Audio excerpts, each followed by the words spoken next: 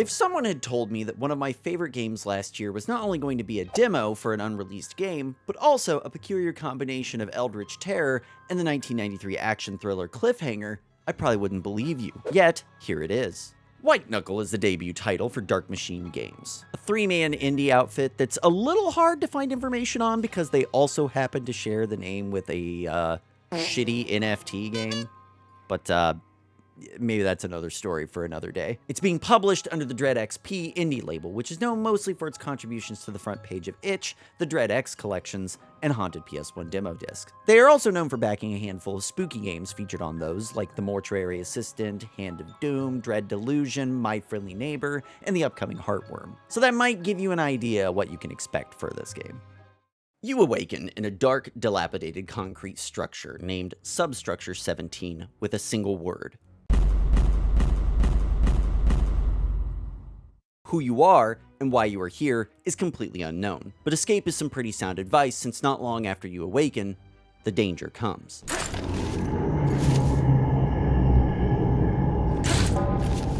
And so you must climb, and climb, and climb, and climb until you reach the safety above, or... The Steam page officially categorizes itself as a first-person roguelite speed-climbing horror game, which sounds like a lot, and it is. And it's incredibly accurate. It's also weird that this is spun off into a subgenre of games. You've definitely seen stuff like this in other games like Lorne's Lure, Jusant, Cairn, Getting Over It, although White Knuckle is taking a more roguelite, arcadey approach to this than its peers. Imagine climbing through the Chernobyl reactors while a host of abominations chase you, and that's pretty much the elevator pitch of White Knuckle. It's in early access now, and I started writing this script before that, so reviewing this objectively is going to be a bit of a moving target situation. There's no guarantee that most of the things I'm covering are going to stay the same throughout its formative years, but I don't expect the foundation of this game to drastically change. There is a demo available for it, which I encourage you to check out if any of this sounds slightly appealing to you. So with all that said and the groundwork laid, let's dig into this game. Like many indie games nowadays, White Knuckle utilizes a familiar low-fidelity look, reminiscent of the PlayStation or early 3D PC titles. We are talking mood, ambiance, aura, and this game has it in spades. It's minimalist in its execution, but the vagueness of the setting and presentation keep everything feeling uncomfortable and otherworldly. It's inspired, but not trying to directly emulate the PlayStation too closely. It's willing to break the rules if it needs to, but the crude, low-poly look plays to the game's strength and heightens that uncanny feeling. Now, I mentioned you may have seen something similar before in games like Lorne's Lure, and I could sit here and wax poetic about early 3D home console games, but I think a more honest visual comparison is to Half-Life, since this game is just absolutely oozing with nods to it. Substructure 17 is an impossibly tall structure. Or maybe it's impossibly deep? It's relative, I suppose, depending on your position, but it's hard to not draw comparisons to the twisting labyrinths of Black Mesa. Much of the substructure draws from the architectural style of brutalism. These large, monolithic slabs of concrete form the liminal space of the first zones in the game. They are cold, unfeeling, almost utilitarian, but not quite. And that's all the more clear by the presence of broken down, rusted machinery, tram cars, ladders, workstations. It paints a picture that people used to work here, and later sections would suggest that they also maybe lived here. This uncomfortable liminality sets a grim tone, and it continues to get even more bizarre as it goes on. Eventually, the wide open silos constrict into more cramped, steam and sludge-filled contorting tunnels or air duct systems that spread like veins of the structure.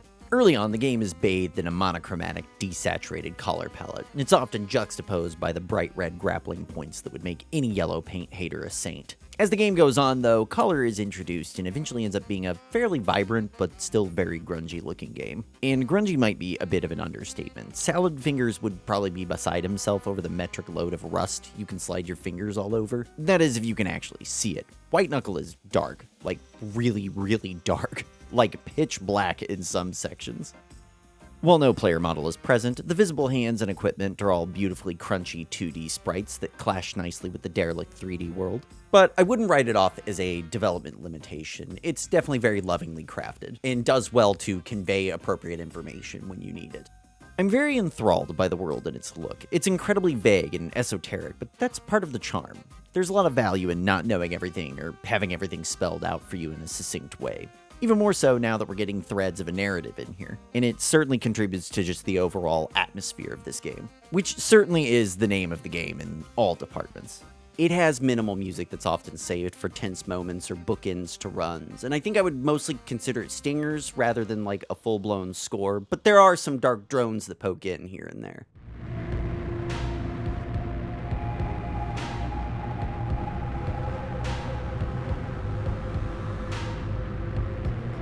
You're mostly going to be lulled by the ambient sounds of the structure, the churning, agonizing souls of the goo below, low, guttural rumblings from, something, the whirring and cranking of rusted machinery grinding together, the violent hissing of ruptured pipes. This game is immensely distressing in the sound department. Oddly, White Knuckle's ambience reminds me a lot of another favorite of mine, Vagrant Story, which featured a similar minimalist but incredibly effective atmosphere. Someday, we will talk about this game. Now, it isn't only the presence of sound that really drives home how creepy everything is, but the absence of it as well. There are several sections that play absolutely no ambient sound whatsoever, only the sounds of your climb and equipment being the only noise, and the stillness is oppressive.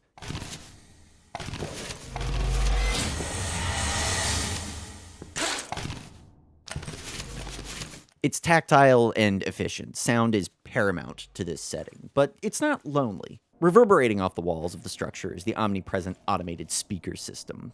The announcements echo throughout, warning us of perceived company infractions as well as updates on sections. But the monotone announcements give an alien feeling of mundanity to this place, like there used to be rules and order to it all, similar to something like the SCP Foundation or the FBC from Control. And these announcements are almost deafening, echoing off the unpadded walls, drowning out pretty much any other sound around you.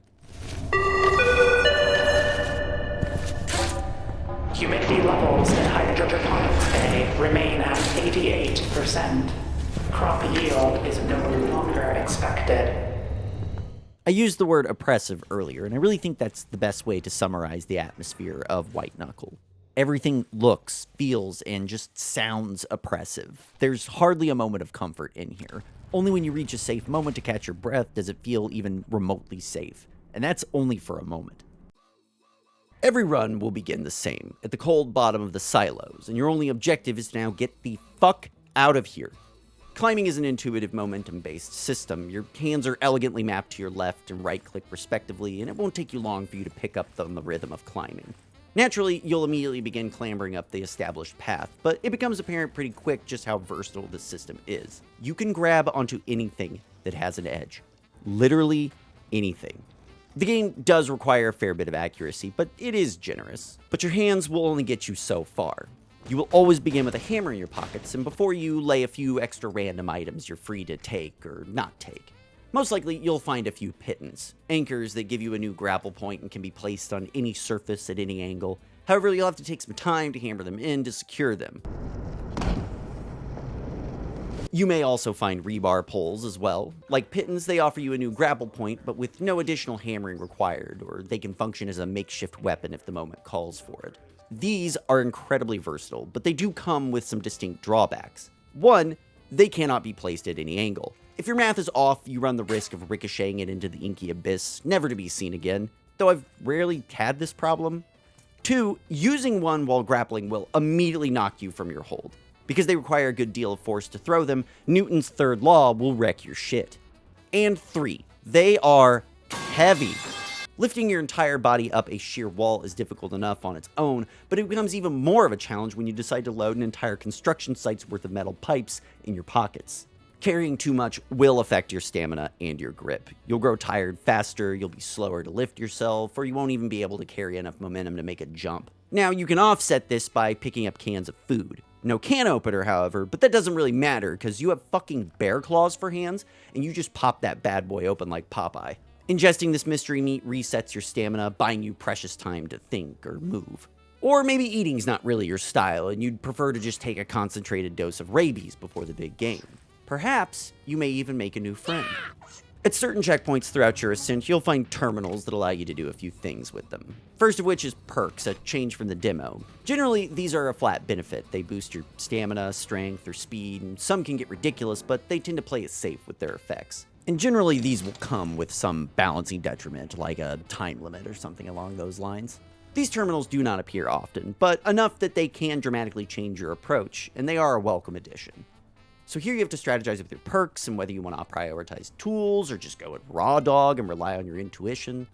Fortunately, most of the environment is laid out in a way that you don't have to overly crutch yourself with items. It offers you plenty of opportunities to use them, but an equal amount to not. I've never really felt like I've been led into a dead end that wasn't my fault yet, even in later sections. You'll also have a handful of environmental effects to contend with, and several of these can help you just as much as they can hinder you. And the various sections of the structure are procedurally generated. Sort of. Not really. It's more like rooms have several permutations and it cycles these out to interconnect them all. You won't see much individual change within them themselves, but the order you experience them will. After a few runs, you might start noticing the patterns, but with early access, we've seen the amount of variation fucktuple in size. And even when I do see repeat rooms, I don't think this really hurts the enjoyment of the game. There are multiple ways to tackle the same room. It just depends on your time, place, and equipment to figure it out. There's a good bit of variety on display here, and a good challenge to keep runs feeling fresh, especially now since this hit early access. Besides you, me, and the goo that wants to eat us, you are not the only thing in this place. Multiple creatures of varying horror call it home. Like Asmongold's room, the first of these you'll encounter are cockroaches, and they come in a handful of varieties. Regular, gold, platinum, explosive. Explosive?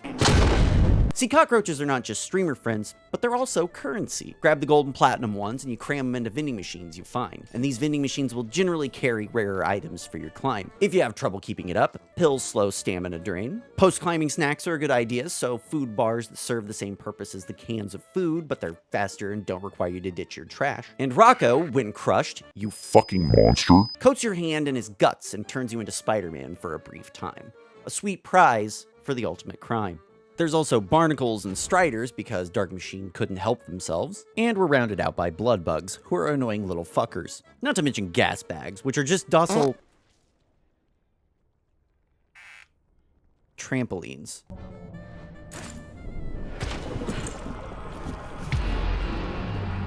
Somehow, the floor being made out of flesh lava isn't even the worst thing you have to deal with. In fact, it's probably the nicest thing you have to deal with.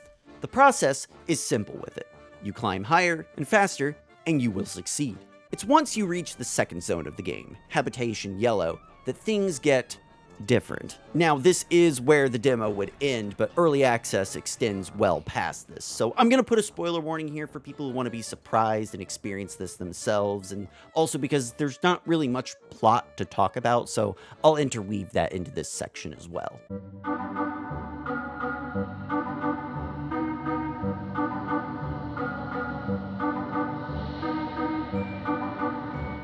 Habitation Yellow changes things up. You'll first notice that it's dark, and not just the regular darkness we've been dealing with, it's advanced darkness. So much so that you're handed a crank flashlight and a flare gun, crucial tools for fending off him.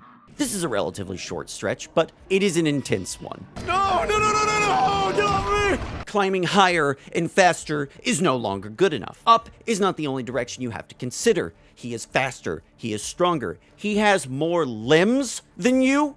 This is a brilliant shift to the process, because now you have no time to plan, only react. Now you can't just climb straight up, you have to climb sideways, you have to drop down, make an impossible leap from one side of the shaft to the other. Anything that will put distance between you and him and buy you precious time. The only way to truly escape him is to hide in the ventilation system. But even then, it is a brief respite, since the vents themselves are occupied. And this fellow I have dubbed Mr. Hands, which my producers have informed me is, quote, vile and awful, and that I should highly reconsider that name.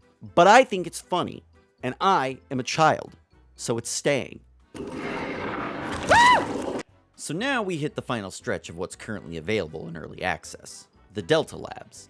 A bit more abstract MC Escher-esque than previous regions, but it doesn't change the formula a considerable amount, seeing as there isn't an overarching threat here. Save for these asshole Nova Prospect turrets. They are deadly accurate and supremely annoying. Almost to the point that I would consider this probably the hardest zone next to Pipeworks, but that stems mostly from my hatred for the steam vents. No, fuck you! Fortunately, years of experience in the Half-Life series has served me as well as it's served Dark Machine. Mr. Hands also remains vigilant in his lair, but I don't want to think about him anymore, so we're going to wrap this up. And with some perseverance, it's only a short jog to the end of the run, bringing a close to what White Knuckle has on file so far. The roadmap,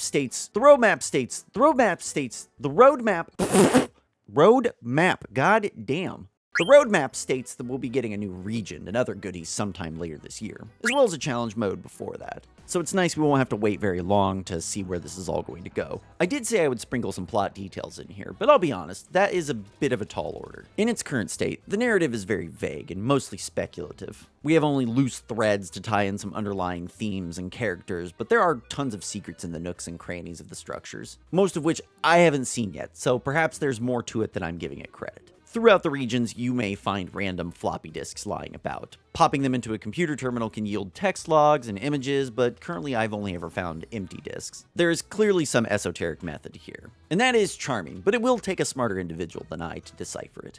Regardless, I'm fascinated to know, and I thoroughly look forward to wiki-diving this game in the future. So that about covers it for White Knuckle, for now.